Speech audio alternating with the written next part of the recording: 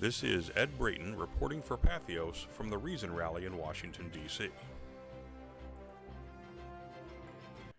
On June 2nd and 3rd, the Secular Coalition for America held two advocacy and lobby days, during which around 300 people visited Capitol Hill to meet with their representatives and senators to promote secular values and evidence-based policies. Both days began with about 3 hours of training workshops, some focusing on how to be effective advocates, and some on the specific legislation that was the focus of the lobbying efforts. The first teaching workshop was by Noel George, Executive Director of the Foundation Beyond Belief, about persuasive storytelling. She noted that while facts and figures are important, putting them together with a compelling story or narrative, especially a personal one, can be very persuasive in talking to legislators.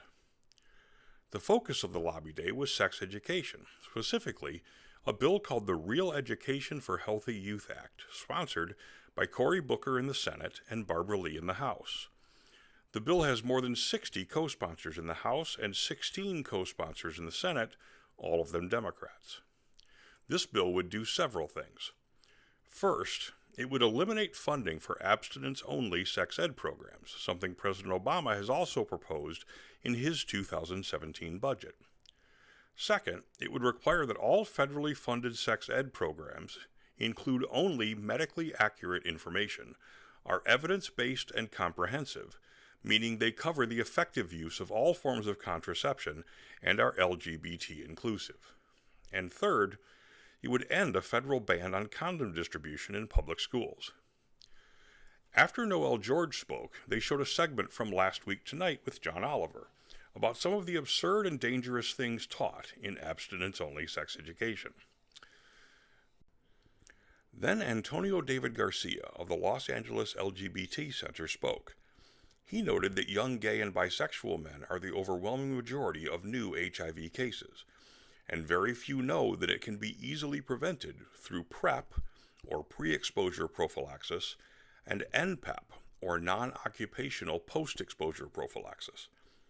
These are antiretroviral drugs like Truvada that are nearly 99% effective in preventing HIV infections even when exposed to the virus, if taken within the first 72 hours.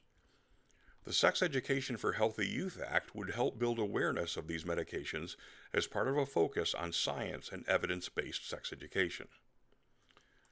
Once the training was done, the attendees collectively marched up New Jersey Avenue to Capitol Hill, where they had lunch and held meetings in legislators' offices. Because Congress is currently on recess because of the election, most of those meetings were with staff members rather than with legislators themselves. But that may actually be more effective than meeting with the legislators directly because of the enormous influence staffers have on how their bosses vote. The importance of holding advocacy days like this increases during an election year, of course, and all of this is part of a larger effort by organizers and attendees of the Reason Rally to let our government officials know that atheists, humanists, and free thinkers can no longer be ignored. With the polls showing a sharp rise in non-religious voters, we are now standing up and demanding that our voices be heard.